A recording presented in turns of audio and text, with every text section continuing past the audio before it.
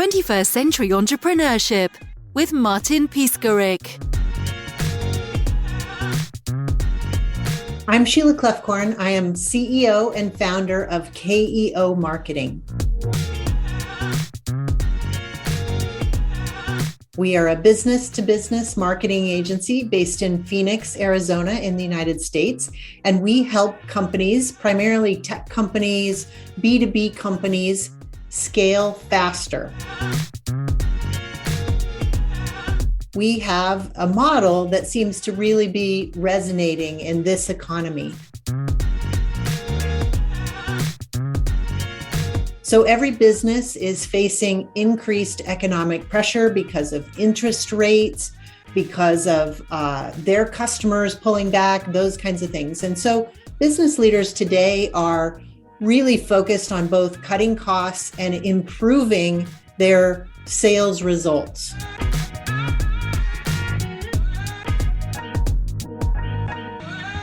What we've offered for more than 20 years now is a kind of unique model, and that is a fractional head of marketing, a fractional CMO, plus an outsourced team of senior level marketers.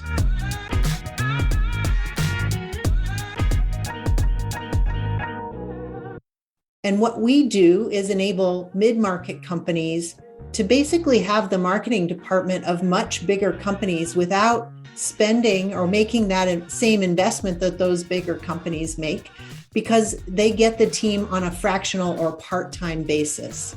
That enables the company to scale faster. It innovates the agency model, because normally a founder or CEO who hires an agency then has to be the de facto head of marketing because they have to coordinate with the other executives and those kinds of things. So it gives you a senior level strategist who can interact with the other members of your marketing team so that you as the CEO or founder can stay focused on what you need to do to grow the business.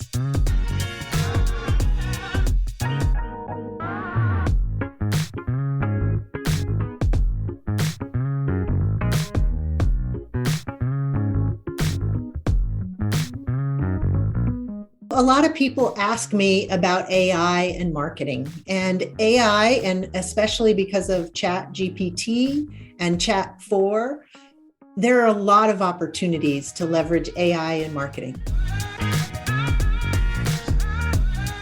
AI in marketing is already showing up in a lot of the platforms you use. So if you're a Salesforce user, for example, there is AI if you're using the Einstein level of your Salesforce subscription that helps find better information about the contacts that your salespeople are reaching. It's very powerful when it can be used to augment the data that your people inside your company use. ChatGPT is really interesting for people because it allows a speed for information gathering that we haven't had before. So we view it as a very valuable tool to help your marketing process. For example, our copywriters may go to the ChatGPT or Chat 4 console and ask some questions, the same kind of questions they usually used to ask themselves. Now they can get answers and come up with subheadlines for an article. They can get ideas for different questions that they might answer.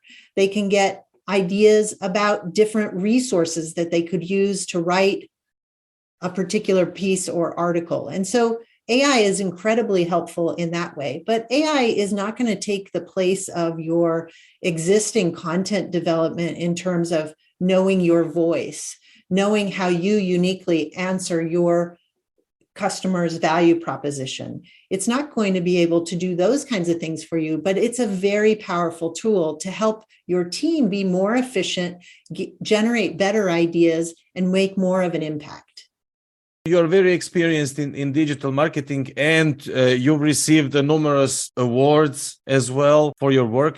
Can you share a little bit more about those awards, and what does this recognition mean to you, and how does it impact your approach to leadership, to mentorship?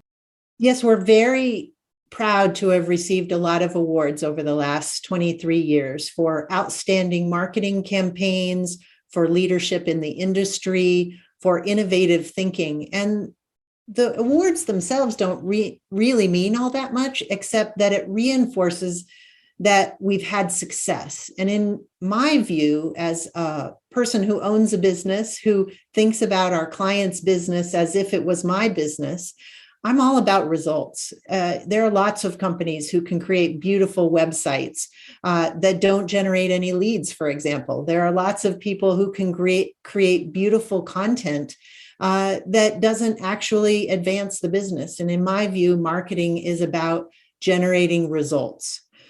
So we're singularly focused on that. And those awards are a great validation of that focus because we've helped companies grow big enough to be acquired by other companies, or companies grow big enough to go public. We've helped companies expand into new markets and help more people and have their impact be stronger. And so those are all the great things that come with awards. You know, having done this kind of marketing for about 30 years now, marketing is really, I think, about education. How can we help people understand more about how they can get solutions to their needs? I'm a big fan of being really clear in marketing and messaging about who is it that you're trying to reach, what are their problems, and how do you solve those problems better than anybody else? I think that's the number one mistake that people make in marketing, is they say, these are the things I do, come and buy them, as opposed to saying, these are your needs, and this is what I'm here to solve. Besides all about results and education, what else would you stress out as important for all those entrepreneurs that are in the startup phase, that just beginning and want to reach goals that you already reached in the last 20 plus years?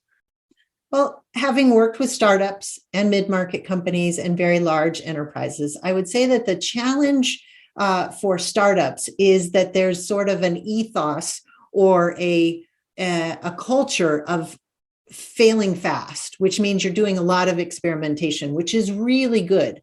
It's really good in a lot of ways, but it is not really good for getting marketing results. So most marketing programs will take 3 to 6 months to really be humming. And we are focused on building an infrastructure that can deliver those leads or deliver those sales results month after month. And so what a lot of startup founders do is they don't give a program long enough to succeed before they decide it didn't work and move on to the next thing. So that's usually my recommendation is, yes, experiment within campaigns, but don't stop doing the campaigns until you've given them enough time to succeed.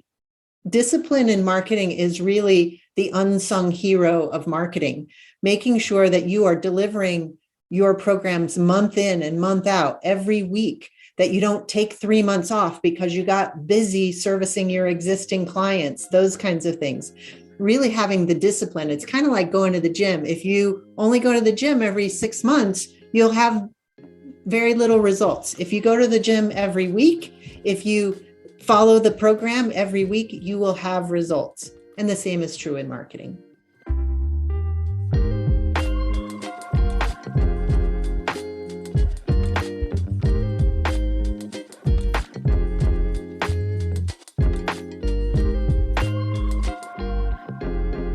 Beside experimentation and based on your big experience in marketing, what would you say are the most common marketing mistakes not only startups but all companies, basically companies make, and how can they avoid them?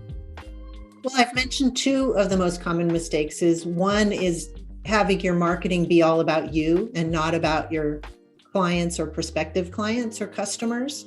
The second is not having discipline, as I mentioned, around execution on marketing. And probably the third one is chasing every fad that comes along. People will contact me and say, I need to be on social media. And I say, why? Are your prospective clients or customers on social media? How are they consuming it? What do they care about? And so I think just stepping back and thinking about who is my target buyer and how do I solve their problems? Once I know that, then I can decide where do they hang out? Who do they listen to? How can I get in front of them with a message that would be meaningful? All that sort of pre-planning is so critically important as opposed to what channel you're using. And what can you offer as a KEO marketing company in that sphere? So we're very focused on putting together a strategy that's going to be successful to help a company grow. And that strategy involves understanding what your product or service is, who is the best buyer of that service, what would resonate with them, what would be helpful to them, and then lastly, what channels should we use to get in front of them, whether they be digital channels like SEO and search engines, Google ads, LinkedIn retargeting ads, things like that on the inbound side, or outbound emails, LinkedIn outreach, things like that in the B2B space. So it's sometimes people just skip the messaging and the target conversation and jump right into, I've got to have social ads, or I've got to be on TikTok, or I've got to be in Facebook, or whatever that is. And they end up wasting a lot of money because they didn't do that pre-planning. And so we help companies figure out what should the real strategy be, and then what should the channels be. And then, of course, we also help them execute.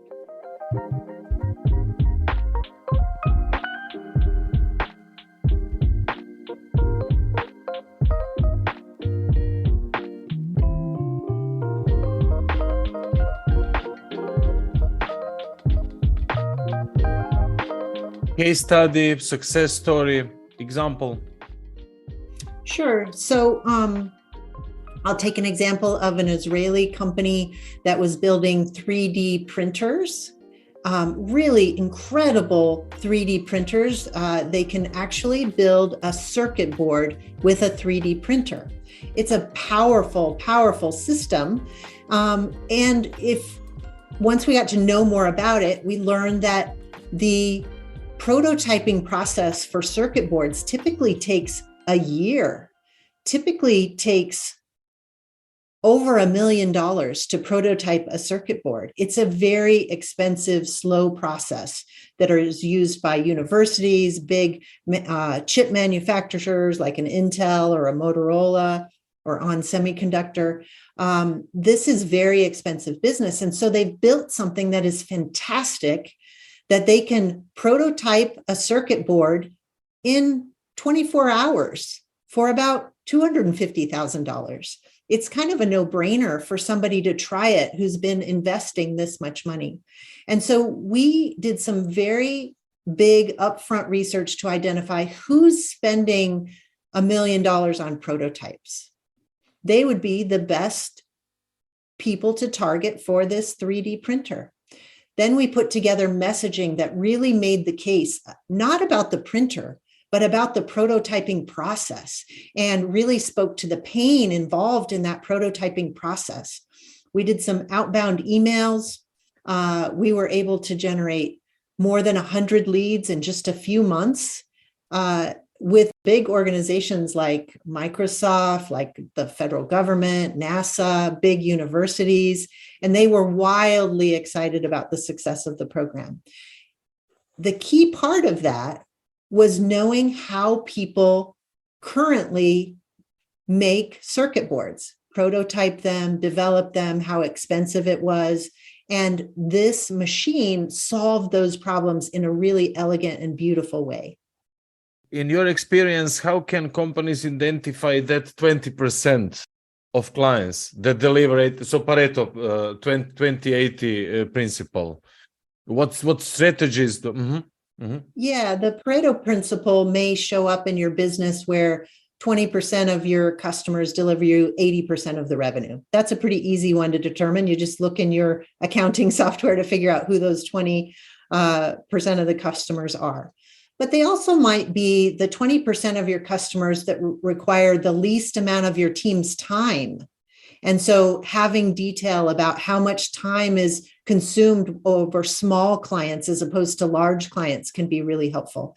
And so monitoring those KPIs in your business to know what is the utilization of your team, what is the revenue per whatever it is that you're selling can be really helpful. Really digging in on which are the clients that are the most profitable for you, and then identifying what are the commonalities between those? How can we target more of those kinds of companies? Maybe your best companies are the ones that give you the most referrals.